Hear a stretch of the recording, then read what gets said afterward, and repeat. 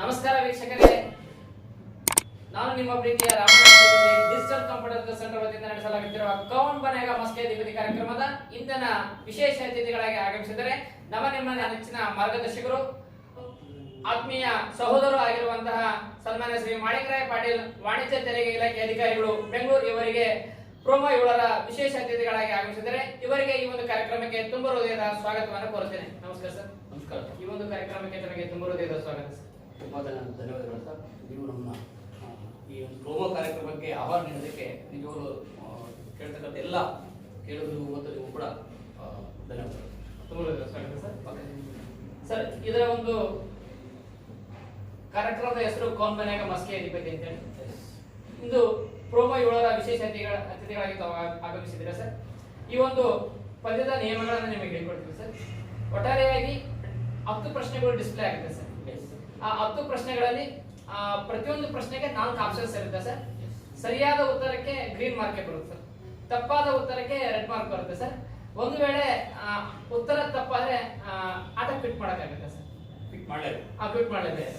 Okay sir. Options ಏನಾದ್ರೆ phone sir, phone friend 50-50 audience ಯಾವುದು ಇಲ್ಲ ಸರ್. ಅದೇ ವಿಶೇಷ ಇದೆ. ಅದೇ ವಿಶೇಷ ಸರ್. ಪದ್ಯ ಪ್ರಾರಂಭ ಮಾಡೋಣ ಸರ್. ಸರಿ, ಧನ್ಯವಾದ ಸರ್. ಗುರುಗಳೇ,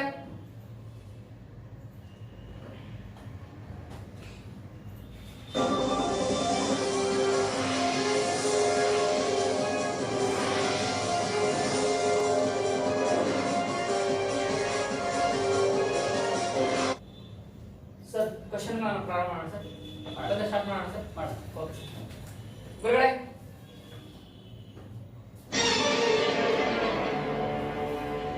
ಕೌನ್ ಬನೇಗಾ ಮಸ್ಕೆ ಅಧಿಪತಿ ಕಾರ್ಯಕ್ರಮದ ಪ್ರೋಮೋ 7ರ ಮೊದಲನೇ ಪ್ರಶ್ನೆ ಈ ರೀತಿಯಾಗಿದೆ. ಕಾಡುಕತ್ತೆಯ ವನ್ಯಧಾಮ ಯಾವ ರಾಜ್ಯದಲ್ಲಿ ಕಂಡು ಬರುತ್ತದೆ? ಮೊದಲನೇ ಆಪ್ಷನ್ ಕರ್ನಾಟಕ, ಎರಡನೇ ಆಪ್ಷನ್ ಗುಜರಾತ್, ಮೂರನೇ ಆಪ್ಷನ್ ಉತ್ತರ ಪ್ರದೇಶ, ನಾಲ್ಕನೇ option Himachal Pradesh. Time start ಗುರುಗಳೇ.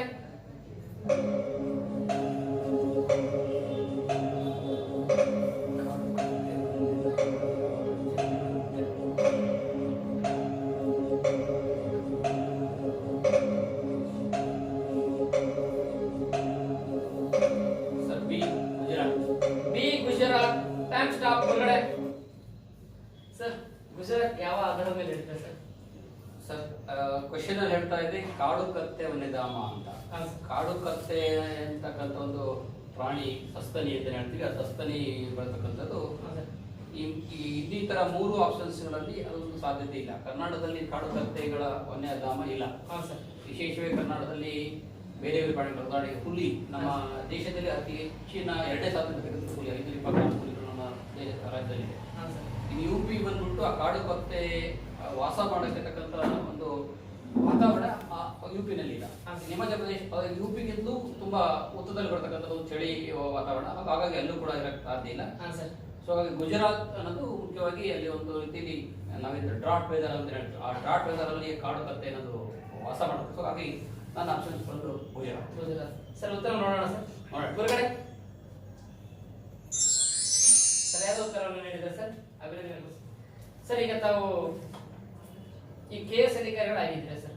ಇದಕ್ಕಿಂತ ಮುಂಚೆಗೆ ತಾವು ವಿದ್ಯಾಭ್ಯಾಸ ಮಾಡಿದ್ದು ಯಾವ ಯಾವ ಶಾಲೆಗಳಲ್ಲಿ ಓದಿದ್ರಿ?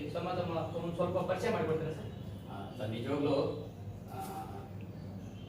ನೀವೇನು ಮಾಡ್ತಾ ಇದ್ದೀರಿ ಕೌನ್ ಬನೇಗಾ ಮಸ್ಕೆ ಅಧಿಪತಿ ಅಂತಕ್ಕಂಥ ಕಾರ್ಯಕ್ರಮಕ್ಕೆ ಬರಲಿಕ್ಕೆ ತುಂಬಾ ಖುಷಿ ಆಗ್ತಿದೆ. ಯಾಕಂದ್ರೆ ಇದೇ ಮಸ್ಕಿಯಲ್ಲಿ ನಾನು ಹುಟ್ಟಿ ಬೆಳೆತಕ್ಕಂಥ ವಿದ್ಯಾಭ್ಯಾಸ ಮಾಡ್ತಕ್ಕಂಥ ಒಂದು ಸ್ಥಳ. ಸೊ ಈ ಮಸ್ಕಿಯಿಂದ ಏನು ಮಸ್ಕಿಯಿಂದ ಮಾಸಂಗಿಪುರ ಅಂತ ಹೇಳ್ತೀವಿ.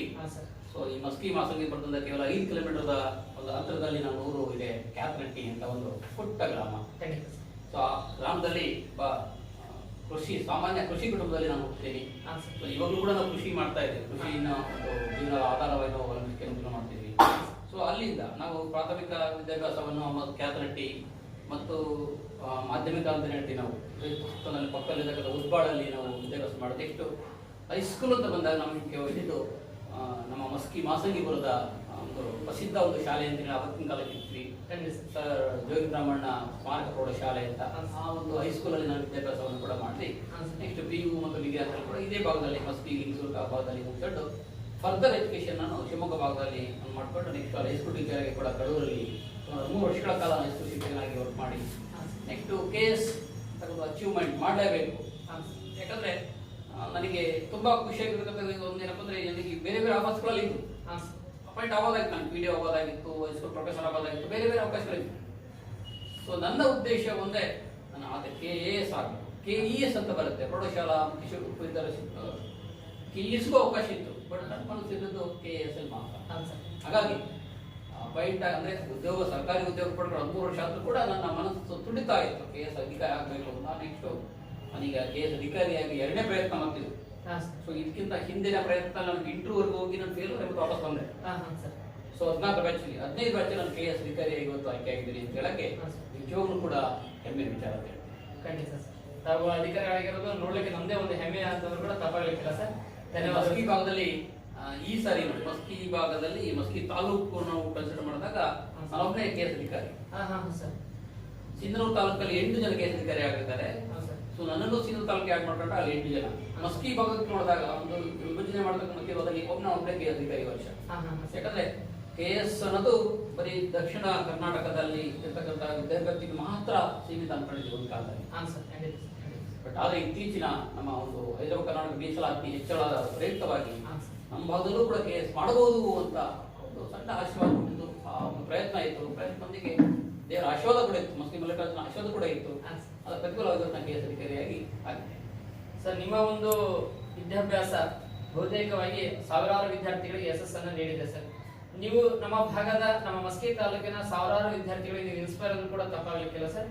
ನಿಮ್ಮ ಒಂದು ಆದರ್ಶಗಳನ್ನ ನಮ್ಮ ಭಾಗದ ಎಲ್ಲ ವಿದ್ಯಾರ್ಥಿಗಳು ಅಳವಡಿಸಿಕೊಳ್ಳಿ ಅಂತೇಳಿ ನಮ್ಮ ಒಂದು ಡಿಜಿಟಲ್ ಕಂಪ್ಯೂಟರ್ ಸೆಂಟರ್ ವತಿಯಿಂದ ನಿಮಗೆ ಅಭಿನಂದನೆಗಳನ್ನು ಸಲ್ಲಿಸ್ತಾರೆ. ಖಂಡಿತ. ಯಾಕಂದ್ರೆ ಸಾಮಾನ್ಯ ವ್ಯಕ್ತಿ ಏನಾದ್ರು ಮಾಡಬಹುದಕ್ಕೆ ಸಣ್ಣ ನಿದರ್ಶನ. ಖಂಡಿತ ತುಂಬಾ ಸಾಧಕರಿದ್ದಾರೆ. ಹೌದು. ಆದ್ರೆ ಈ ಅಧಿಕಾರಿ ಅದು KS ಅನ್ನೋದು ಬರೀ ಕೆಲವರಿಗೆ ಮಾತ್ರ ಸೀಮಿತ, ಶ್ರೀಮಂತರಿಗೆ ಸೀಮಿತ ಅನ್ಕೊಂಡತಕ್ಕಂಥ ಕಾಲ ಇತ್ತು. ಖಂಡಿತ. ಅದು ಅಂತಹ ಕಾಲದಲ್ಲಿ ಕೂಡ ಸಾಮಾನ್ಯ ರೈತರ ಮಗನು ಕೂಡ KS ಅಧಿಕಾರಿ ಆಗ್ಬೋದಲ್ಲಪ್ಪ ಅಂತ ಸಣ್ಣ ಒಂದು ನಿದರ್ಶನ ಮಾಡ್ಕೊಳ್ತೀನಲ್ಲ.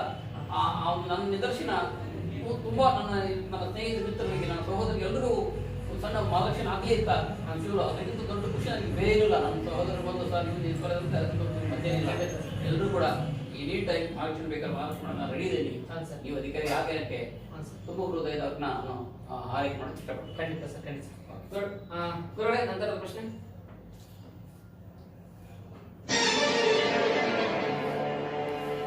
ಈಶಾನ್ಯ ರೈಲ್ವೆ ಕೇಂದ್ರ ಎಲ್ಲಿದೆ? Option A Lucknow, option B Gorakhpur, option C Mumbai, option D Delhi. ಗುರುಗಳೇ, ಟೈಮ್ ಸ್ಟಾರ್ಟ್.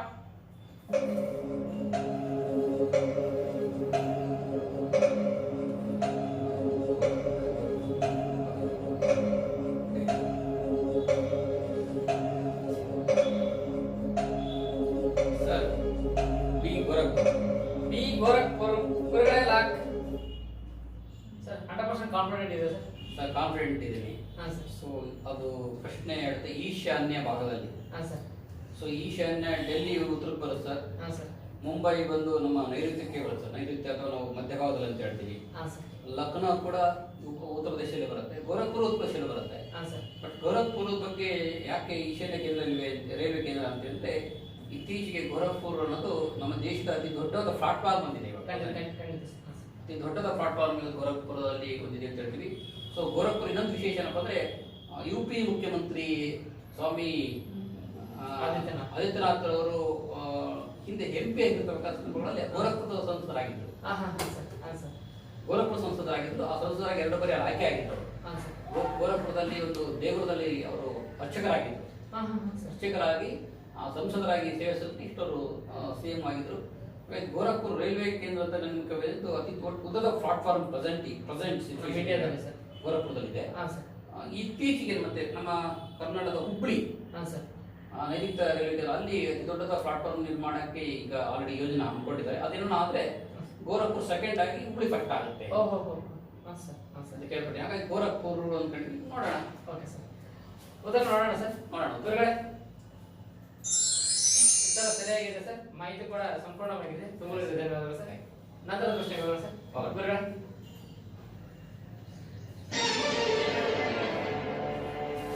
ಬಡತನ ರೇಖೆಯ ಅಂದಾಜು ಮಾಡಲು ನೇಮಕವಾದ ಸಮಿತಿ ಯಾವುದು? ಆಪ್ಷನ್ ಎ ವಿಜಯ್ ಕೇಲ್ಕರ್ ಸಮಿತಿ, ಆಪ್ಷನ್ ಬಿ ಅಸಿತ್ ಗುಪ್ತಾ ಸಮಿತಿ, ಆಪ್ಷನ್ ಸಿ ಬ್ರಿಜೇಶ್ ಪಟೇಲ್ ಸಮಿತಿ, ಆಪ್ಷನ್ ಡಿ ಸುರೇಶ್ ತೆಂಡೂಲ್ಕರ್ ಸಮಿತಿ. ಗುರುಗಳ ಟೈಮ್ ಸ್ಟಾರ್ಟ್.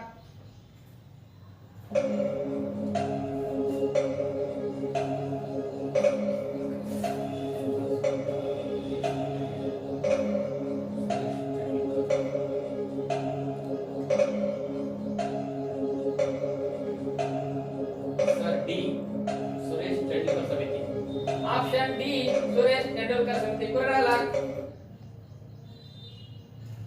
ಸರ್ ಕಾನ್ಫಿಡೆಂಟ್ ಇದೆ ಸರ್? ಹಾ ಸರ್, ವಿಜಯ್ ಕೇಲ್ಕರ್ ಸಮಿತಿ ಬಂದ್ಬಿಟ್ಟು ಬ್ಯಾಂಕ್ಗಳ ಸುಧಾರಣೆ ಸಂಬಂಧಪಟ್ಟಂತಹ ಒಂದು ಸಮಿತಿ ಇದು. ಹಾ ಸರ್. ಅಂದ್ರೆ ಬ್ಯಾಂಕ್ಗಳಲ್ಲಿ ಇವತ್ತೇನು ಸಾಲ ಮರು ವಸೂಲಾತಿ ಅಥವಾ ಇನ್ನೊಂದು ನಿಧಿ ಅಂತೇನಿದೆ ಅದು ಸಂಬಂಧಪಟ್ಟ ಸಮಿತಿ ವಿಜಯ್ ಕೇಲ್ಕರ್ ಸಮಿತಿ. ಸಿಂಧಾಸ್ ಗುಪ್ತಾ ಸಮಿತಿ ಬಂದ್ಬಿಟ್ಟು ನನಗೆ ಅಷ್ಟು ದೊಡ್ಡ ಐಡಿಯಾ ಇಲ್ಲ. ಬ್ರಿಜೇಶ್ ಪಾಟೀಲ್ ಅನ್ನೋದು ಈಗ IPL ಪ್ರೆಸಿಡೆಂಟ್ ಮುಖ್ಯಸ್ಥರಿದ್ದಾರೆ. ಸೊ ಅವರು ಸಮಿತಿ ಏನಂತೂ ಕ್ರಿಕೆಟ್ ಸಂಬಂಧಪಡುತ್ತೆ ಅದು. ಸೊ ಹಾಗಾಗಿ ಬಡತನಕ್ಕೆ ಸಂಬಂಧಪಟ್ಟಕ್ಕಂಥ ಒಬ್ಬರು ಯಶವಂತ್ ತೆಂಡೂಲ್ಕರ್ ನನ್ನ ಪ್ರಕಾರ. ಸಿಂಧಾಸ್ ಗುಪ್ತಾ ಬಗ್ಗೆ ನನಗೆ ಅಷ್ಟೊಂದು ಐಡಿಯಾ ಇಲ್ಲ. ಹಾಗಾಗಿ ನನಗೆ ಸುರೇಶ್ ತೆಂಡೂಲ್ಕರ್ ಮತ್ತು ಸಿಂಧಾಸ್ ಗುಪ್ತಾ ಸಮಿತಿ ಎರಡರ ಮಧ್ಯೆ ಸ್ವಲ್ಪ ಗೊಂದಲ ಇತ್ತು. ಸುರೇಶ್ ತೆಂಡೂಲ್ಕರ್ ಸಮಿತಿ ಬಡತನ ಬಗ್ಗೆ ನಾನು ಕೇಳಿದ್ದೀನಿ. ಸುರೇಶ್ ತೆಂಡೂಲ್ಕರ್ ಸಮಿತಿಯವರು ಬಡತನ ಅಂದಾಜು ಮಾಡಕ್ಕೆ ಇಂತಿಷ್ಟು ದುಡ್ಡು ಅಂದ್ರೆ ಒಬ್ಬ ವ್ಯಕ್ತಿ ದಿನಂಪ್ರತಿ ಬದುಕಕ್ಕೆ ಇಷ್ಟು ದುಡ್ಡು ಬೇಕು ಅಂತ ಅವ್ರು ಹೇಳ್ತಾರೆ. ಇಂತಿಷ್ಟು ದುಡ್ಡುಗಳು ಬೇಕು, ನಗರ ಪ್ರದೇಶಗಳಲ್ಲಿ ಇಷ್ಟು ಕ್ಯಾಲೋರಿ ಆಹಾರ ಇರಬೇಕು, ಗ್ರಾಮ ಪ್ರದೇಶಗಳಲ್ಲಿ ಇಷ್ಟು ಕ್ಯಾಲೋರಿ ಆಹಾರಗಳು ಬೇಕು ಅಂತ ಒಂದು ಮಾಡ್ತಾರೆ. ಸುರೇಶ್ ತೆಂಡೂಲ್ಕರ್ ಪ್ರಕಾರ 2100 ಕ್ಯಾಲೋರಿಗಳು ನಗರ ಪ್ರದೇಶಗಳಲ್ಲಿ ಇರಬೇಕು, 2300 ಕ್ಯಾಲೋರಿಗಳು ಗ್ರಾಮ ಪ್ರದೇಶಗಳಲ್ಲಿ ಇರಬೇಕು ಅಂತ ಹೇಳಿರ್ತಾರೆ. ಸೊ ನನ್ನ ಅದು ಆನ್ಸರ್ ಬಂದ್ಬಿಟ್ಟು ಸುರೇಶ್ ತೆಂಡೂಲ್ಕರ್ ಅನ್ಕೊಂಡಿದ್ದೀನಿ. ನೋಡುವ ಹೊರಗಡೆ ಲಾಕ್. ಸರಿಯಾದ ಉತ್ತರ ನೀಡಿದ್ದೀರಿ ಸರ್, ಅಭಿನಂದನೆಗಳು. ಸರ್, ಈಗ ತಾವು ಗ್ರಾಮೀಣ ಪ್ರದೇಶದಲ್ಲಿ ಜನಿಸಿ ಇವತ್ತು ಅಧಿಕಾರಿಗಳಾಗಿದ್ದೀರಿ ಸರ್. ಆದ್ರೆ ಈಗ ಗ್ರಾಮೀಣ ಭಾಗದ ವಿದ್ಯಾರ್ಥಿಗಳು ಸಾಧನೆಗೆ ನಗರ ಪ್ರದೇಶವೇ ಸೀಮಿತ ಅಂತ ಅನ್ಕೊಂಡಿರ್ತಾರೆ. ಸಾಧನೆ ಮಾಡಲಿಕ್ಕೆ ಶ್ರೀಮಂತರ ಮಕ್ಕಳು ಆಗಿರಲೇಬೇಕಂತ ಅನ್ಕೊಂಡಿರ್ತಾರೆ. ಬಟ್ ಅಂತಹ ವಿದ್ಯಾರ್ಥಿಗಳಿಗೆ ಮತ್ತು ಸ್ಪರ್ಧಾರ್ಥಿಗಳಿಗೆ ನೀವು ಏನ್ ಸಂದೇಶ ಕೊಡ್ತೀರಿ ಸರ್? ನೀವೇ ಹೇಳಿದಾಗೆ ಸಾಧನೆ ಸಾಧಕನೇ ಸ್ವತ್ತೇ ಹೊರತು ಸೋಮಾರಿ ಸ್ವತ್ತಲ್ಲ. ಯಾರು ಸಾಧನೆ ಮಾಡ್ತಾರೆ ಅವ್ರಿಗೆ ಪುರಸ್ಕಾರಗಳಿದೆ. ಸೊ ಆ ರೀತಿ ನೀವು ಹೇಳಿದಾಗೆ ಗ್ರಾಮೀಣ ಮತ್ತು ನಗರ ಪ್ರದೇಶ ಅಂದಾಗ ನಗರಗಳಲ್ಲಿ ಗ್ರಾಮೀಣಕ್ಕಿಂತ ಹೆಚ್ಚಿನ ಸೌಲಭ್ಯಗಳು ಸಿಗ್ಬೋದು. ಕಂಪ್ಯೂಟರ್ ಇರ್ಬೋದು, ಈ ಡಿಜಿಟಲ್ ಕಂಪ್ಯೂಟರ್ ಲೈಬ್ರರಿ ಇರ್ತೀವಿ, ಅವು ಇರ್ಬೋದು, ಬೇರೆ ಬೇರೆ ಆಮೇಲೆ ಕೋಚಿಂಗ್ ಸೆಂಟರ್ ಇರ್ಬೋದು, ಬೇರೆ ಬೇರೆ ಅವಕಾಶಗಳು ಜಾಸ್ತಿ ಇರ್ಬೋದು. ಗ್ರಾಮೀಣ ಪ್ರದೇಶಗಳಲ್ಲಿ ಅವಕಾಶಗಳ ಕೊರತೆ ಇರ್ಬೋದು. ಹಾಗಂತ ಅಭ್ಯರ್ಥಿಗಳು ನಮ್ಮ ಗ್ರಾಮೀಣ ಅಭ್ಯರ್ಥಿಗಳು ನಗರಕ್ಕೆ ಹೋಗಿ ಅಭ್ಯಾಸ ಮಾಡೋದ್ರಿ ಅಲ್ಲಿ ಅಚೀವ್ ಮಾಡೋದ್ರಲ್ಲಿ ತಪ್ಪೇನಿಲ್ಲ. ಸೊ ಅಂದ್ರೆ ಬೌದ್ಧಿಕ ಮಟ್ಟ ಹೋಲಿಕೆ ಮಾಡಿದಾಗ ನಗರ ಪ್ರದೇಶಗಳಲ್ಲಿ ವಿದ್ಯಾರ್ಥಿಗಳಲ್ಲಿ ಬೌದ್ಧಿಕ ಮಟ್ಟ ಹೆಚ್ಚಿದೆ, ಗ್ರಾಮ ಪ್ರದೇಶಗಳಲ್ಲಿ ಬೌದ್ಧಿಕ ಮಟ್ಟ ಕಡಿಮೆ ಇದೆ ಅಂತ ಇರುತ್ತೆ, ವ್ಯತ್ಯಾಸ ಇಲ್ಲ. ದೇವರು ಎಲ್ರಿಗೂ ಒಂದು ರೀತಿಯಾದ ಒಂದು ಬೌದ್ಧಿಕ ಮಟ್ಟ ಕೊಟ್ಟಿದ್ದಾನೆ, ಇಲ್ಲಿ ಕೆಲವು ಹೆಚ್ಚು ಕೊಟ್ಟಿದ್ದಾರೆ. ಅದು ಗ್ರಾಮೀಣಕ್ಕೆ ಜಾಸ್ತಿ ಕಡಿಮೆ, ನಗರಕ್ಕೆ ಕಡಿಮೆ ಏನಿಲ್ಲ. ನಮ್ಮ ಗ್ರಾಮೀಣ ಅಭ್ಯರ್ಥಿಗಳು ಅವಕಾಶ ಹರಿಸ್ಕೊಂಡು ನಗರಕ್ಕೆ ಹೋಗಿ ಅಲ್ಲಿರ್ತಕ್ಕಂಥ ಅತ್ಯುತ್ತಮ ಸೌಲಭ್ಯಗಳನ್ನು ಬಳಸ್ಕೊಂಡು ಏನಂತ ಉನ್ನತ ಹುದ್ದೆನ ಹೊಂದಬಹುದಲ್ಲ. ಯಾಕಂದ್ರೆ ಇವತ್ತು UPSC ರಿಸಲ್ಟ್ ಬಿಟ್ಟಾಗ ಟಾಪ್ 10 ರ್ಯಾಂಕ್ ಇರ್ತಕ್ಕಂಥ ಹಲವಾರು ಅಭ್ಯರ್ಥಿಗಳು ಎಲ್ಲರೂ ಕೂಡ ಬಿಹಾರ್, UP ಇಂಥ ರಾಜ್ಯಗಳಲ್ಲಿ ಬಡತನದ ರೇಖೆ ಕಡಿಮೆ ಇರತಕ್ಕಂಥ ಒಂದು ಗ್ರಾಮ ಪ್ರದೇಶಗಳ ಕುಗ್ರಾಮದಲ್ಲಿರ್ತಕ್ಕಂಥ ಅಭ್ಯರ್ಥಿಗಳಾಗಿದ್ದಾರೆ. ಅವ್ರಿಗಿಂತ ಉತ್ತಮ ಉದಾಹರಣೆ ನನ್ಗೆ ಬೇಕಾಗಿಲ್ಲ ಗ್ರಾಮ ಪ್ರದೇಶಗಳೆಲ್ಲ ಹಿಂದುಳಿದಿವೆ ಅಂತ ಹೇಳಕ್ಕೆ. ಹಾಗಾಗಿ KS ಇರ್ಬೋದು, IAS ಇರ್ಬೋದು, ಅಚೀವ್ ಮಾಡೋಕ್ಕೆ ಗ್ರಾಮೀಣ ನಗರದ ತಾರತಮ್ಯ ಇಲ್ಲವೇ ಇಲ್ಲ. ನನ್ನ ಪ್ರಕಾರ ಗ್ರಾಮೀಣರು ಕೂಡ ಅವಕಾಶಗಳನ್ನು ಸರಿಯಾಗಿ ಯೂಸ್ ಮಾಡ್ಕೊಂಡು ಕಷ್ಟಪಟ್ಟರೆ ಯಾವ ಮತದಲ್ಲಿ ಕೂಡ ನಾವು ಹೊಂದ್ಬೋದು ಅಂತ ನನ್ನ ಖಂಡಿತ ಸರ್. ಧನ್ಯವಾದ ಸರ್. ನಂತರ ಪ್ರಶ್ನೆ ಹೋಗೋಣ ಸರ್. ಗುರುಗಳೇ,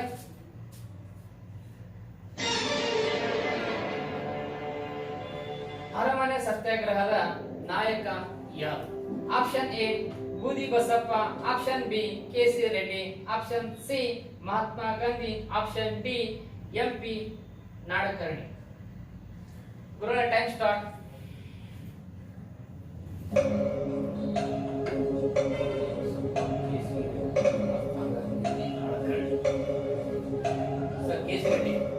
KC ರೆಡ್ಡಿ. ಗುರುಗಳ ಲಾಕ್. ಸರ್, ಕರ್ನಾಟಕ ರಾಜ್ಯದ ಮೊದಲ ಮುಖ್ಯಮಂತ್ರಿ ಅಲ್ವಾ ಸರ್? ಎಸ್ ಸರ್, ಕರ್ನಾಟಕ ರಾಜ್ಯದ ಮೊದಲ ಮುಖ್ಯಮಂತ್ರಿ ಚೆಂಗಲ್ ರೆಡ್ಡಿ ಅಂತ. ಚೆಂಗಲ್ ರೆಡ್ಡಿ ಅವರು ನನ್ನ ಪ್ರಕಾರ ಹರಮಿಸಬೇಕಾದ ನಾಯಕ. ಸೊ ಸೊ ಇನ್ನು 3 ಜನ ಬೂದಿ ಬಸಪ್ಪ ಬಂದ್ಬಿಟ್ಟು 1831ರಲ್ಲಿ ಮೈಸೂರಲ್ಲೊಂದು ಗಲಭೆ ಆಗುತ್ತೆ. ನಾವು ಕಂದಾಯ ಸಂಬಂಧಪಟ್ಟಂತ ಒಂದು ವಿಚಾರದಲ್ಲಿ ಗಲಭೆ ಆಗುತ್ತೆ. ಸೊ ಆ ಬೂದಿ ಬಸಪ್ಪ ಅಂತಕ್ಕಂಥ ನಾಯಕ ಆಗಿರ್ತಾನೆ ಅಂತ ನಾನು ಎಲ್ಲೋ ಕೇಳಿದ್ದೀನಿ. ಇನ್ನು ಅರಮನೆ ಸತ್ಯಾಗ್ರಹದಲ್ಲಿ ನಮ್ಮ ನಾಯಕ ಮಹಾತ್ಮ ಗಾಂಧೀಜಿಯವರು ಬಂದಿಲ್ಲ. ಮಹಾತ್ಮ ಗಾಂಧೀಜಿಯವರು ಕರ್ನಾಟಕದಲ್ಲಿ ಒಂದೇ ಸಾರಿ 1924ರಲ್ಲಿ ಅವಾಗ ಒಂದು ಫೇಮಸ್ ಕರ್ನಲ್ ಇರ್ತಾರೆ ಅವರು. ಹಾಗಾಗಿ ಅರಮನೆ ಸತ್ಯಾಗ್ರಹ ನಡೆದಿದ್ದು ನನ್ನ ಪ್ರಕಾರ 1947 ಸೆಪ್ಟೆಂಬರ್ ಅಕ್ಟೋಬರ್ ಟೈಮಲ್ಲಿ, ಸೆಪ್ಟೆಂಬರ್ ಮತ್ತು ಅಕ್ಟೋಬರ್ ಟೈಮಲ್ಲಿ ಅರಮನೆ ಸತ್ಯಾಗ್ರಹ ನಡೆದಿದೆ. ಸೊ ಇದು ಯಾಕೆ ನಡೀತು ಅಂತಂದ್ರೆ ಭಾರತಕ್ಕೆ ಸ್ವತಂತ್ರ ಸಿಕ್ಕರೂ ಕೂಡ ಮೈಸೂರು ಸಂಸ್ಥಾನ ನಮ್ಮ ಮೈಸೂರಿಗೆ ಒಂದು ಪ್ರಜಾಸತ್ತಾತ್ಮಕ ಆಡಳಿತ ಕೊಟ್ಟಿರಲ್ಲ. ಸೊ ಆ ನಿಟ್ಟಿನಲ್ಲಿ ನಮಗೂ ಕೂಡ ಸ್ವತಂತ್ರ ಕೊಡಿ ಅಂತಕ್ಕಂಥ ಒಂದು ಹೋರಾಟದ ನೇತೃತ್ವವನ್ನು ಕೇಸರಿ ವಹಿಸಿಕೊಂಡಿದ್ರು. ನೆಂಪಿ ನಾಡಕರ್ಣಿಯವರು ಉತ್ತರ ಕನ್ನಡದವರು, ಅವರು ಉಪಸ್ಥಿತರು ನಾಯಕ ಆಗಿರ್ತಾರೆ. ಸೊ ಕೇಸರಿ ರೆಡ್ಡಿ ನನ್ನ ಪ್ರಕಾರ ಸರಿ ಉತ್ತರ ನೋಡೋಣ ಸರ್. ಗುರುಗಳ ಸರಿಯಾದ ಉತ್ತರವನ್ನು ನೀಡಿದ್ರೆ ಸರ್, ಅಭಿನಂದನೆ ಸರ್. ಸರ್, ತಾವೆಲ್ಲ ವಿದ್ಯಾಭ್ಯಾಸ ಮಾಡಿದ್ದು ನಮ್ಮ ಮಸ್ಕಿ ನಗರದಲ್ಲಿ ಸರ್. ತಾವು ಕೂಡ ಈ ಭಾಗದಲ್ಲಿ ಮೊಟ್ಟ ಮೊದಲ ಬಾರಿಗೆ ಅಂದ್ರೆ ಈ ಒಂದು 15ನೇ ಒಂದು ಈ ಭಾಗದ ಒಂದು ಇದರಲ್ಲಿ ವಿದ್ಯಾರ್ಥಿಗಳಿಗೆ KS ಪರೀಕ್ಷೆ ಪಾಸ್ ಆಗೋದು ಕಬ್ಬಿಣದ ಕಡಿಲ್ಲ ಅಂತ ಹೇಳ್ತಾರೆ ಸರ್. ವಿಶೇಷವಾಗಿ ಇಂದಿನ ಯುವಕರು ಬಹುತೇಕವಾಗಿ ಮೊಬೈಲ್ಗಳಲ್ಲೇ ತಮ್ಮ ಸಮಯವನ್ನು ವ್ಯರ್ಥ ಮಾಡ್ತಾರೆ ಸರ್. ಮೊಬೈಲ್ ಮಾರಕನೌದು, ಲಾಭಕನೌದು ಸರ್, ಪೂರಕನೌದು. ಅದಕ್ಕೆ ನೀವೇನು ಹೇಳ್ತೀರಾ ಸರ್ ಮಕ್ಕಳಿಗೆ, ಸ್ಪರ್ಧಾರ್ಥಿಗಳಿಗೆ? ಇಲ್ಲ, ನೀವು ಹೇಳಿ ನಿಮ್ಮ ಪ್ರಶ್ನೆಯಲ್ಲಿ ಉತ್ತರ ಇದೆ. ಮೊಬೈಲ್ ಅನ್ನೋದು ಇವತ್ತಿನ ಜನಮಾನಸಗಳಲ್ಲಿ ಮಾರಕನೌದು, ಪೂರಕನೌದು. ಖಂಡಿತ ಸರ್. ಒಳ್ಳೆದು ಮಾಡಿಬಿಟ್ಟು ತುಂಬಾ ಅನುಕೂಲ. ಸೊ ಇವತ್ತಿನ UPSC ಎಕ್ಸಾಮ್ಗಳಲ್ಲಿ ಹಲವಾರು ವಿಚಾರಗಳು ಟೆಕ್ಸ್ಟ್ ಬುಕ್ ಅಲ್ಲಿ ಇರಲ್ಲ, ಬಟ್ ನಾವು ನೆಟ್ ಅಲ್ಲಿ ಹುಡ್ಬೋದು. ನಾವು ಗೂಗಲ್ ಸರ್ಚ್ ಮಾಡ್ಕೊಂಡು ಹಲವಾರು ವಿಚಾರಗಳು ತೆಗೆದುಕೊಂಡು ಪ್ರಿಂಟ್ ಔಟ್ ಓದಕ್ಕೆ ಅವಕಾಶ ಇದೆ. ಹಾಗಾಗಿ ಮೊಬೈಲ್ ಅನ್ನೋದು ನಮ್ಗೆ ಒಳ್ಳೆಯ ಉದ್ದೇಶಗಳು ಬಳಸ್ತೀವಿ ಅಂತಂದ್ರೆ ಆ ನೆಟ್ ಅಲ್ಲಿ ಸರ್ಚ್ ಮಾಡ್ಕೊಂಡು ಎಷ್ಟೋ ವಿಚಾರಗಳು ಹುಡ್ಕೊಂಡು ಓದಕ್ಕೆ UPSCಗೆ ತುಂಬಾ ಅನುಕೂಲ ಇವತ್ತು ಮೊಬೈಲ್. ಆಮೇಲೆ ಯೂಟ್ಯೂಬ್ ಚಾನಲ್ಗಳಿದೆ ಇವತ್ತು UPSC IPSC. ಸೊ ಯೂಟ್ಯೂಬ್ ಚಾನಲ್ಗಳು ಸ್ವಲ್ಪ ನಿರ್ದಿಷ್ಟವಾಗಿ ಕೆಲವು ಪ್ರಶ್ನೆಗಳಿಗೆ ಸೀಮಿತವಾಗಿದೆ. ಸೊ ಕರ್ನಾಟಕದಲ್ಲಿ ಯೂಟ್ಯೂಬ್ ಚಾನಲ್ ಬಂದ್ಬಿಟ್ರೆ ಇವಾಗ ಸಾಗರದವ್ರು ಮಾಡ್ತಾ ಇದ್ದಾರೆ, KC ಮಂಜುನಾಥ್ ಸರ್ ಅಂತ ಮಾಡ್ತಾ ಇದ್ದಾರೆ. ಅವ್ರ ಯೂಟ್ಯೂಬ್ ಚಾನಲ್ ಚೆನ್ನಾಗಿದೆ. ಮತ್ತೆ ನಮ್ಮ ಪಕ್ಕದ ಅಂಬರೀಶ್ ಬೋತಾಣ ಅಂತಕ್ಕಂಥವ್ರು ಇತ್ತೀಚೆಗೆ ಯೂಟ್ಯೂಬ್ ಚಾನಲ್ ಜನರಲ್ ನಾಲೆಜ್ ಬಗ್ಗೆ ಹೇಳ್ತಾ ಇರೋದು ಚೆನ್ನಾಗಿದೆ. ಸೊ ಇಂಗ್ಲಿಷ್ ಮೀಡಿಯಂ ಅಲ್ಲಿ UPSC ತುಂಬಾ ಚೆನ್ನಾಗಿ ಯೂಟ್ಯೂಬ್ ಮಾಡ್ತಾರೆ ಬಿಡ್ತಾರೆ. ಸೊ ಅವೆಲ್ಲವೂ ಸೀರೀಸ್ ಕೇಳಿದ್ರೆ ನಮ್ಮ UPSC KPSC how to prepare the exam, how to prepare the interview, ಆಮೇಲೆ ಬೇರೆ ಬೇರೆ ರೀತಿಯಲ್ಲಿ ಇರ್ತಕ್ಕಂಥ ವಿಷಯಗಳನ್ನು ಮೊಬೈಲ್ನಲ್ಲಿ ನೋಡ್ಬೋದಲ್ಲ, ಮಾಡ್ಕೊಂಡು ನಮ್ಮ ಅಚೀವ್ ಇದು ಮಾಡ್ಕೋಬಹುದು. ಆತ್ಮೀಯ ವೀಕ್ಷಕರೇ, ಸರ್ ಮಾತು ಕೇಳಿದ್ರಲ್ವಾ, ಮೊಬೈಲ್ ಎಂಬುದು ಕೇವಲ ವಾಟ್ಸ್ಆಪ್, ಫೇಸ್ಬುಕ್ ಅನ್ನು ಯೂಸ್ ಮಾಡುವ ಬದಲಾಗಿ ಯೂಟ್ಯೂಬ್ ಚಾನಲ್ಗಳಲ್ಲಿ ಉತ್ತಮವಾದಂತಹ ಸಂದೇಶವನ್ನ ನೀಡ್ತಾ ಇದ್ದಾರೆ. ಅದನ್ನ ನೀವು ಯುಟಿಲೈಸ್ ಮಾಡ್ಕೊಂಡ್ರೆ ನಿಮ್ಮ ಉತ್ತಮವಾದ ಭವಿಷ್ಯವನ್ನ ರೂಪಿಸಿಕೊಳ್ಳಕ್ಕೆ ಸಾಧ್ಯ ಅಂತ ಹೇಳಿದರೆ ಸರ್ ಅವರಿಗೆ ತುಂಬ ಹೃದಯದ ಧನ್ಯವಾದಗಳು. ನಂತರ ಪ್ರಶ್ನೆ ಹೋಗೋಣ ಸರ್. ಗುರುಗಳೇ,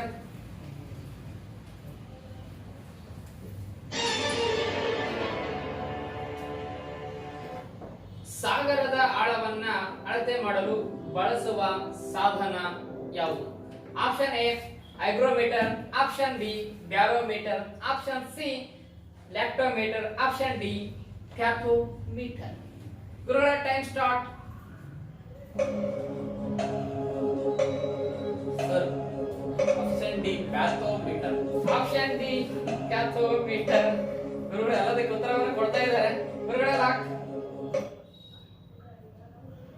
ಉತ್ತರ ಸರಿಯಾಗಿ ನೋಡೋಣ ಸರ್. ಸರ್, ಹೈಗ್ರೋಮೀಟರ್ ಅನ್ನೋದು ತೇವಾಂಶ ನಡೀತಕ್ಕಂಥ ಮಾಪನ. ಬ್ಯಾರೋಮೀಟರ್ ಒತ್ತಡವನ್ನು ನಡೀತಕ್ಕಂಥ ಮಾಪನ. ಲ್ಯಾಕ್ಟೋಮೀಟರ್ ಅಂತಕ್ಕಂಥದ್ದು ಹಾಲನ್ನ ಇರ್ತಕ್ಕಂಥ ಒಂದು ಶುಗರ್ ಅದನ್ನ ಹೇಳ್ತಕ್ಕಂಥ ಒಂದು ಮಾಪನ. ಪ್ಯಾಥೋಮೀಟರ್ ಪ್ಯಾರಮ್ ಅಂತ ಹೇಳ್ತೀವಿ ನಾವು. ಪ್ಯಾಥಮ್ ಅಂತಂದ್ರೆ ಸಾಗರದ ಆಳ ನಡೀತಕ್ಕಂಥ ಒಂದು ಪದ. ಹಾಗಾಗಿ ಪ್ಯಾಥೋಮೀಟರ್ ಅನ್ನೋದು ಸಾಗರದ ಆಳವನ್ನು ನಡೀತಕ್ಕಂಥ ಒಂದು ಸಾಧನ ಅಂತ ಹೇಳ್ತೀವಿ. ಎಲ್ಲವೂ ವಿವರಣೆಯನ್ನು ಅದ್ಭುತವಾಗಿ ನೀಡ್ತಿದ್ರೆ ಸರ್. ಇದನ್ನು ನೋಡುವ ವೀಕ್ಷಕರಿಗೆ ನಿಜವಾಗ್ಲೂ ನಿಮಗೆ ಮುಂದಿನ ಸ್ಪರ್ಧಾತ್ಮಕ ಪರೀಕ್ಷೆಗಳಿಗೆ ತುಂಬಾನೇ ಉಪಯೋಗ ಆಗುತ್ತೆ. ಉತ್ತರ ಸರಿಯಾಗಿದೆ ಅಂತ ನೋಡೋಣ. ಗುರುಗಳೇ, ಸರಿಯಾದ ಉತ್ತರ ನೀಡಿದ್ರೆ ಸರ್, ಅಭಿನಂದನೆಗಳು ಸರ್. ಸರ್, ನಂತರ ಪ್ರಶ್ನೆ ಹೋಗೋಣ ಸರ್. ಗುರುಗಳೇ,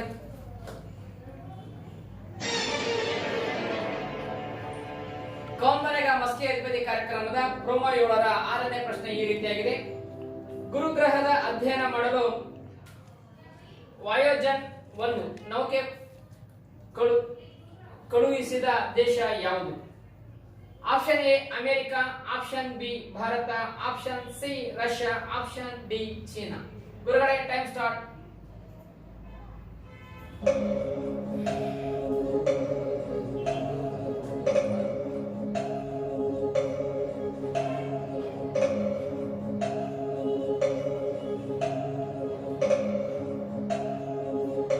sir option A America.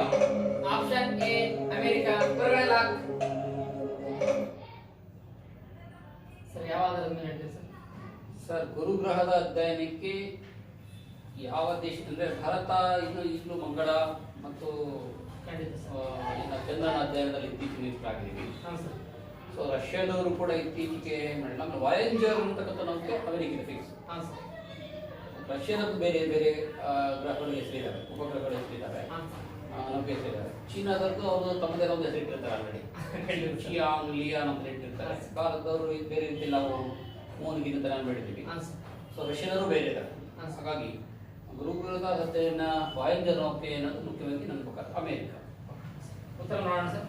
America. ಗುರುಗಳೇ ಸರಿಯಾದ ಉತ್ತರ ಬಂದಿದೆ ಸರ್. ನಂತರ ಪ್ರಶ್ನೆ ಗುರುಗಳೇ.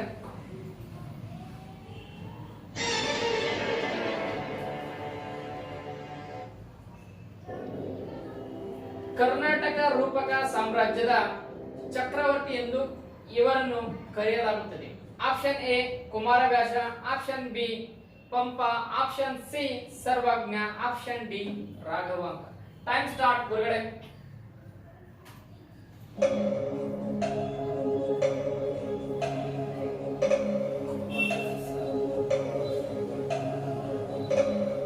Option A Kumaravyasa. Option A Kumaravyasa. ಗುರುಗಳೇ ಲಾಕ್. ಸರ್ ಯಾವ ಬಿಸಿನೆಸ್ ಮೇಲೆ? Sir option A Kumaravyasa. Sir ಪ್ರಶ್ನೆ ಬಂದ್ಬಿಟ್ಟು ರೂಪಸಾಮ ಚಕ್ರವರ್ತಿ. ನಾನು ಕನ್ನಡ ಲಿಟರೇಚರ್ ತಗೊಂಡಿಲ್ಲ. ಡಿಗ್ರಿ ಹಂತದಲ್ಲಿ PU ಇರ್ಬೋದು, ಅಷ್ಟೊಂದು ಕನ್ನಡ ಹಚ್ಚಿಲ್ಲ. ಸೊ ಅದೇ ರೂಪಕ ಸಾಮ್ರಾಜ್ಯದ ಒಂದು ವರ್ಣನೆ ಮಾಡೋದ್ರಲ್ಲಿ ಕುಮಾರವ್ಯಾಸನ ಹಲವಾರು ಕಾವ್ಯಗಳಲ್ಲಿ ಇದೆ. ಸೊ ಪಂಪ ಸರ್ವಜ್ಞರು ಆ ಕಾಲದಲ್ಲ, ರಾಘವಂಕರು ಕೂಡ ಅಲ್ಲ.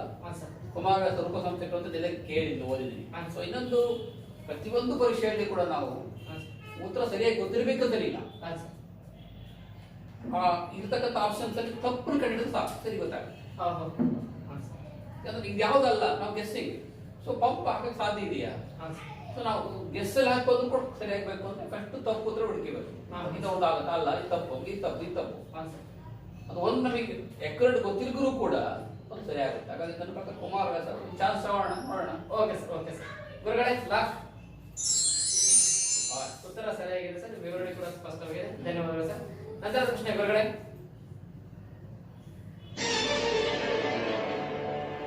ಆಗಸ್ಟ್ 29 ಯಾವ ದಿನವಾಗಿ ಆಚರಿಸಲಾಗುತ್ತದೆ? ಆಪ್ಷನ್ ಎ ದೇಶ ಪ್ರೇಮ ದಿನ, ಆಪ್ಷನ್ ಬಿ ರಾಷ್ಟ್ರೀಯ ವಿಜ್ಞಾನ ದಿನ, ಆಪ್ಷನ್ ಸಿ ರಾಷ್ಟ್ರೀಯ ಕ್ರಿಕೆಟ್ ದಿನ, ಆಪ್ಷನ್ ಡಿ ರಾಷ್ಟ್ರೀಯ ಸದ್ಭಾವನಾ ದಿನ. ಗುರುಗಳೇ ಟೈಮ್ ಸ್ಟಾರ್ಟ್. ಆಪ್ಷನ್ ಸಿ ರಾಷ್ಟ್ರೀಯ ಕ್ರೀಡಾ ದಿನ. ಆಪ್ಷನ್ ಸಿ ರಾಷ್ಟ್ರೀಯ ಕ್ರೀಡಾ ದಿನ. ಗುರುಗಳೇ ಲಾಕ್. ಸರ್ ಆಪ್ಷನ್ ಸಿ ರಾಷ್ಟ್ರೀಯ ಕ್ರೀಡಾ ದಿನ. ನೆಕ್ಸ್ಟ್ 29 ಮೇಜರ್ ಧ್ಯಾನ್ ಚಂದ್ ಅವರ ಹುಟ್ಟುಹಬ್ಬ. ಸೊ ಅವರ ಹೆಸರಲ್ಲಿ ನಮ್ಮ ದೇಶದಲ್ಲಿ ರಾಷ್ಟ್ರೀಯ ಕ್ರೀಡಾ ದಿನವನ್ನು ಆಚರಣೆ ಮಾಡ್ತಾರೆ. ಸೊ ಆ ದಿನದ ನೆನಪಲ್ಲಿ ಹಲವಾರು ಕ್ರೀಡೆಯಲ್ಲಿ ಸಾಧನೆ ಮಾಡುತ್ತ ಹಲವಾರು ಜನ ಪ್ರಶಸ್ತಿಗಳು ಪ್ರದಾನ ಮಾಡ್ತಾರೆ. ಸೊ ಈ ಸಲ ಕೂಡ ನಿಮ್ಗೆ ಗೊತ್ತಿರೋ ಹಾಗೆ ಹಲವಾರು ಪ್ರಶಸ್ತಿಗಳು ಪ್ರದಾನ ಆಗಿದ್ದಾವೆ. ಮುಖ್ಯವಾಗಿ ಕ್ರೀಡಾ ಪ್ರಶಸ್ತಿಗಳಲ್ಲಿ ಮುಖ್ಯವಾಗಿರ್ತಕ್ಕಂಥ ಹೋದ್ರೆ ಖೇಲ್ ಪ್ರಶಸ್ತಿ, ಅರ್ಜುನ್ ಪ್ರಶಸ್ತಿ ಇರ್ಬೋದು, ಧ್ಯಾನ್ ಚಂದ್ ಪ್ರಶಸ್ತಿ ಇರ್ಬೋದು, ಆಮೇಲೆ ದ್ರೋಣಾಚಾರ್ಯ ಪ್ರಶಸ್ತಿ ಇರ್ಬೋದು. ಅವೆಲ್ಲವೂ ಕೂಡ ಪ್ರದಾನ ಆಗ್ತಾ ಇರ್ತಾರೆ. ಅವೆಲ್ಲ ಪ್ರದಾನ ಮಾಡತಕ್ಕಂಥದ್ದು ಆಗಸ್ಟ್ 29 ಕ್ರೀಡಾ ದಿನ, ಕ್ರೀಡೆಯನ್ನು ಮಾಡ್ತಾರೆ. ವಿಜ್ಞಾನ ದಿನ ಬಂದ್ಬಿಟ್ಟು ಚೇಂಜ್ ಇದೆ. ಫೆಬ್ರವರಿ 28 ವಿಜ್ಞಾನ ದಿನ ಮಾಡ್ತೀವಿ, ಅದು ಬೇರೆ. ಸದ್ಭಾವನಾ ದಿನ ನನಗೆ ಅಷ್ಟೊಂದು ಐಡಿಯಾ ಇಲ್ಲ. ದೇಶ ಪ್ರೇಮ ದಿನ ಕೂಡ ಅಷ್ಟೊಂದು ನನಗೆ ಐಡಿಯಾ ಇಲ್ಲ. ಹಾಗಾಗಿ ಸರಿ ಅಂತ ರಾಷ್ಟ್ರೀಯ ಕ್ರೀಡಾ ದಿನ. ಖಂಡಿತ ಖಂಡಿತ. ಉತ್ತರ ನೋಡೋಣ ಸರ್. ಗುರುಗಳೇ ಸರಿಯಾದ ಉತ್ತರ ನೀಡಿ ಸರ್, ಅಭಿನಂದನೆಗಳು. ನಂತರ ಪ್ರಶ್ನೆ ಗುರುಗಳೇ.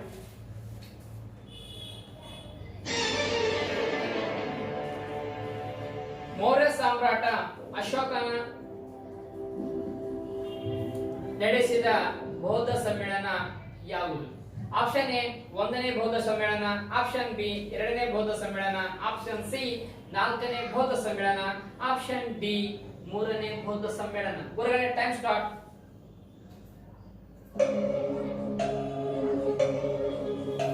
ಆಪ್ಷನ್ ಡಿ ಮೂರನೇ ಬೌದ್ಧ ಸಮ್ಮೇಳನ. ಆಪ್ಷನ್ ಡಿ ಮೂರನೇ ಬೌದ್ಧ ಸಮ್ಮೇಳನ. ಗುರುಗಳೇ ಲಾಕ್. ಸರ್ 1, 2, 3, 4 ಹಾ ಸರ್. 4 ಬೌದ್ಧ ಸಮ್ಮೇಳನ ನನಗೆ ಗೊತ್ತು. ಹಾ ಸರ್.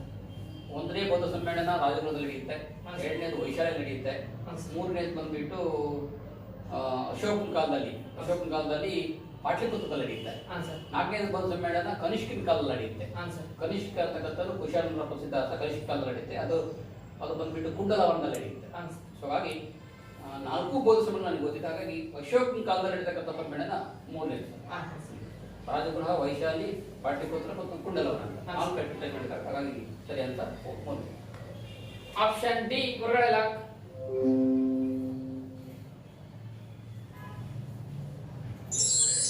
ಸರಿಯಾದ ಉತ್ತರ ನೀಡಿದ್ರಿ ಸರ್. ಅಭಿನಂದನೆಗಳು. ಕೌನ್ ಬನೇಗಾ ಮಸ್ಕಿ ಅಧಿಪತಿ ಕಾರ್ಯಕ್ರಮದ ಪ್ರೋಮೋ 7ರ 10ನೇ ಪ್ರಶ್ನೆ ಈ ರೀತಿಯಾಗಿದೆ. ಗುರುಗಳೇ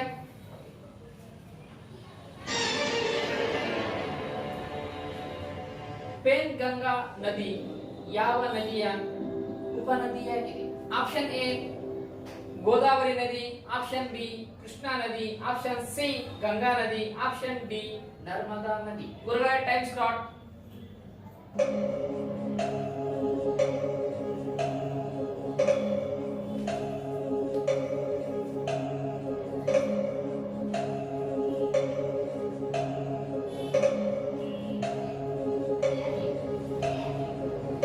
sir option A option A Godavari ನದಿ. ಗುರುಗಳೇ ಲಾಕ್. ಸರ್ ಕೊನೆಯ ಪ್ರಶ್ನೆ ಇದೆ. ಇದಕ್ಕೂ ಸರಿಯಾದ ಉತ್ತರವನ್ನು ಕೊಟ್ಟರೆ 10 ಪ್ರಶ್ನೆಗಳಿಗೆ 10 ಉತ್ತರವನ್ನು ಕೊಟ್ಟಾಗುತ್ತೆ ಸರ್. ತಪ್ಪಾದ್ರೆ 9 ಉತ್ತರಗಳನ್ನು ಕೊಟ್ಟಾಗುತ್ತೆ ಸರ್. ಹಾಗಾದ್ರೆ ನೋಡೋಣ ಸರ್. ಸರ್ ಗೋದಾವರಿ ನದಿ ಅಂದ್ರೆ ಪೆನ್ಗಂಗಾ ನದಿ ಯೋಜನೆ ಅಂತಕ್ಕನ್ನೋದು ಮುಖ್ಯವಾಗಿ ಆಂಧ್ರ ಪ್ರದೇಶದಲ್ಲಿ ಬರುತ್ತಿರೋದು. ಹಾಂ ಸರ್. ಸೊ ಪೆನ್ಗಂಗಾ ನದಿ ಯೋಜನೆಯ ರೂವಾರಿಗಳಿಗೆ ನಮ್ಮ ರಾಜ್ಯ ಸರ್ಕಾರ ಪ್ರಶಸ್ತಿ ಕೊಡ್ತು, ವಿಶೇಷ ಪ್ರಶಸ್ತಿ ಕೊಡ್ತು. ಹಾಂ ಸರ್. ಆ ಪ್ರಶಸ್ತಿ ಕೂಡ ನನಗೆ ಹೆಸರು ಯಾವ್ದು ಗೊತ್ತಿಲ್ಲ. ಹಾಂ ಸರ್. ವರ್ಷದಿಂದ ಪ್ರಶಸ್ತಿ ಕೊಟ್ಟಿದೆ ಸರ್ ಮೊನ್ನೆ. ಹಾಂ ಸರ್. ಸೊ ಅವರು ಪೇನ್ಗಂಗಾ ಅನ್ನೋದು ಆಂಧ್ರ ಪ್ರದೇಶದಲ್ಲಿರ್ತಕ್ಕಂಥ ನದಿ. ಸೊ ಈ ಪೇನ್ಗಂಗಾ ನದಿ ಯೋಜನೆ ಬಗ್ಗೆ ಹೇಳಬೇಕಂದ್ರೆ ಉತ್ತರ ಭಾರತ ನದಿಗಳನ್ನು ದಕ್ಷಿಣ ಭಾರತದ ಕಡೆ ಹರಿತಕ್ಕಂಥ ಒಂದು ಯೋಜನೆ. ಹಾಂ ಸರ್. ಸೊ ಅಟಲ್ ಬಿಹಾರಿ ವಾಜಪೇಯಿ ಕಾಲದಲ್ಲಿ ಇತ್ತು ನದಿ ಜೋಡಣೆ ಕಾರ್ಯಕ್ರಮ ಅಂತ ಭಾರತ ಮಹತ್ತರವಾದ ದೊಡ್ಡ ಯೋಜನೆ. ಖಂಡಿತ ಖಂಡಿತ ಸರ್. ಅಂದ್ರೆ ಉತ್ತರ ಭಾರತ ನದಿಗಳನ್ನ ಯಾಕೆ ದಕ್ಷಿಣ ಭಾರತಕ್ಕೆ ಸೇರಿಸ್ತಾರೆ ಅಂದ್ರೆ ಉತ್ತರ ಭಾರತ ನದಿಗಳು ವರ್ಷಪೂರ್ತಿ ಹರಿತಾವೆ. ಹಾಂ ಸರ್. ಆಮೇಲೆ ಎಷ್ಟೋ ವರ್ಷಪೂರ್ತಿ ಮುಖ್ಯವಾಗಿ ಗೊತ್ತಿದೆ, ಮಳೆಗಾಲದಲ್ಲಿ ಮಳೆಯಿಂದ ಹರಿತವೆ, ಬೇಸಿಗೆಗಾಲದಲ್ಲಿ ಹಿಮ ಕರಗಿ ಹರಿತವೆ. ಹಾಂ ಸರ್. ಅಲ್ಲಿರ್ತಕ್ಕಂಥ ಎಷ್ಟೋ ನದಿಗಳು ಬಂಗಾಳ ಕೊಲ್ಲಿಗೆ ವೇಸ್ಟ್ ಆಗಿ ಹರಿದು ನದಿ ಸಮುದ್ರ ಸೇರುತ್ತೆ. ಖಂಡಿತ. ಸೊ ದಕ್ಷಿಣ ಭಾರತ ನದಿಗಳು ಮಳೆಗಾಲದಲ್ಲಿ ಮಾತ್ರ ಹರಿತವೆ, ಬೇಸಿಗೆಯಲ್ಲಿ ನದಿಯಲ್ಲಿ ನೀರಿರಲ್ಲ. ಸೊ ಈ ರೀತಿಯಾಗಿ ಉತ್ತರ ಭಾರತ ನದಿಗಳನ್ನು ದಕ್ಷಿಣ ಭಾರತಕ್ಕೆ ಜೋಡಿಸಿದ್ರೆ ನಮ್ಮ ಇಡೀ ದೇಶ ಜಲಸಂಪನ್ಮೂಲ ಸಮೃದ್ಧಿ ಆಗುತ್ತೆ. ಖಂಡಿತ. ಜೊತೆಗೆ ಕೃಷಿ ಕೂಡ ತುಂಬಾ ಸಮೃದ್ಧಿಯಾಗಿ ಕೃಷಿಯಲ್ಲಿ ನಾವು ಸ್ವಾವಲಂಬಿ ಸಾಧಿಸೋದು ಉದ್ದೇಶದಿಂದ ಹಾಂ ಸರ್. ಈ ಯೋಜನೆಯನ್ನು ಅಟಲ್ ಬಿಹಾರಿ ವಾಜಪೇಯಿ ಕಾಲದಲ್ಲಿ ಒಂದು ಮುನ್ನೆಲೆ ಬಂದಿತ್ತು. ಹಾಂ ಸರ್. ಇತ್ತೀಚೆಗೆ ಗಂಗಾ ನದಿಯನ್ನು ತಂದು ಗೋದಾವರಿ ಟಚ್ ಮಾಡಿದ್ದಾರೆ. ಹಾಂ ಹಾಂ ಸರ್. ಗೋದಾವರಿಯಿಂದ ಮತ್ತು ಕೃಷ್ಣ ಟಚ್ ಮಾಡ್ತಾರೆ. ಹಾಂ ಸರ್. ಕೃಷ್ಣಾ ನದಿ ಮತ್ತೆ ಬಂದು ಕಾವೇರಿ ನದಿ ಟಚ್ ಮಾಡತಕ್ಕಂಥ ಯೋಜನೆ ಸದ್ಯದಲ್ಲಿ ಇದೆ. ಹಾಂ ಸರ್. ಹಾಗಾಗಿ ಪೇನ್ಗಂಗಾ ನದಿ ಯೋಜನೆ ಅನ್ನೋದು ಮುಖ್ಯವಾಗಿ ಆಂಧ್ರ ಪ್ರದೇಶದಲ್ಲಿ ಇತ್ತೀಚೆಗೆ ಗೋದಾವರಿ ನದಿ ಉಪನದಿ ಅದು ಅದಕ್ಕೆ ಯಶಸ್ವಿಯಾಗಿ ಅದನ್ನು ಜೋಡಣೆ ಮಾಡ್ತಕ್ಕಂಥದ್ದು ಇತ್ತೀಚೆಗೆ ನಾನು ಕೇಳಿದ್ವಿ. ಸೊ ಸರಿ ಆನ್ಸರ್ ಗೋದಾವರಿ ನದಿ ಅನ್ಕೊಂಡಿದ್ವಿ. ಉತ್ತರ ನೋಡೋಣ ಸರ್. ನೋಡೋಣ. ಗುರುಗಳೇ ಲಾಕ್. ಸರಿಯಾದ ಉತ್ತರವನ್ನು ನೀಡಿದೆ ಸರ್. ಕೌನ್ ಬನೇಗಾ ಮಸ್ಕಿ ಅಧಿಪತಿ ಕಾರ್ಯಕ್ರಮದ ಪ್ರೋಮೋ 7ರ ವಿಶೇಷ ಅತಿಥಿಗಳಾಗಿ ಆಗಮಿಸಿದಂತ ಮಾಳಿಂಗರಾಯ್ ಪಾಟೀಲ್ ಸರ್ ಅವರು 10 ಪ್ರಶ್ನೆಗಳಿಗೆ 10 ಉತ್ತರಗಳನ್ನು ನೀಡುವುದರ ಜೊತೆಯಾಗಿ ಅದಕ್ಕೆ ಸ್ಪಷ್ಟವಾದ ವಿವರಣೆಯನ್ನು ಕೂಡ ನೀಡಿದ್ದಾರೆ.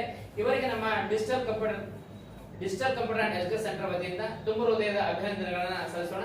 ಸರ್ ನಿಮಗೆ ಆದರ್ಶ ಶಿಕ್ಷಕರು ಯಾರು ಸರ್? ಈ ಒಂದು ಸಾಧನೆ ಮಾಡಕ್ಕೆ ನಿಮಗೆ ಪ್ರೇರಣೆ ನೀಡಿದ್ರು ಯಾರು ಸರ್? ಒಬ್ಬ ವಿದ್ಯಾರ್ಥಿ ಟೀಚರ್ ಆಗಿದೆ 3 ವರ್ಷ ಅಂತ ಹೇಳ್ತೀನಿ. ಹಾಂ ಸರ್. ಆದ್ರೂ ಕೂಡ ಒಬ್ಬ ಶಿಕ್ಷಕರು ಅಂತ ಇರ್ತಾರೆ. ಮುಖ್ಯವಾಗಿ ಎಲ್ಲರ ಜೀವನದಲ್ಲೂ ಈ ಪ್ರಾಥಮಿಕ ಹಂತದಲ್ಲಿರ್ತಕ್ಕಂಥ ಶಿಕ್ಷಕರನ್ನ ಮರೆಯಕ್ಕಾಗಲ್ಲ. ಪ್ರಾಥಮಿಕ ಶಿಕ್ಷಕರು ಅವ್ರು ಈ ಪಾಠ ಮಾಡ್ತಾರೋ ಬಿಡ್ತಾರೆ ಗೊತ್ತಿಲ್ಲ, ಬಟ್ ಅವ್ರು ನಾವು ಆದರ್ಶವಾಗಿ ಇಟ್ಕೊಂಡಿರ್ತೀವಿ.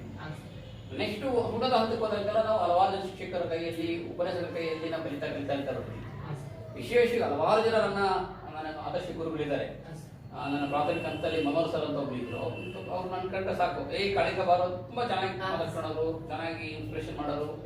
ನೆಕ್ಸ್ಟ್ ನಾವು ಪ್ರೌಢಶಾಲೆ ಬಂದಾಗ ನಮ್ಗೆ ಗೊತ್ತಿರೋ ಹಾಗೆ ನಮ್ಮ ಜೋಗನಗರ ಶಾಲೆಯ ಮುಖ್ಯ ಶಿಕ್ಷಕರು ಚಿತ್ರರೆಡ್ಡಿ ಸರ್ ಹಾಂ ಸರ್.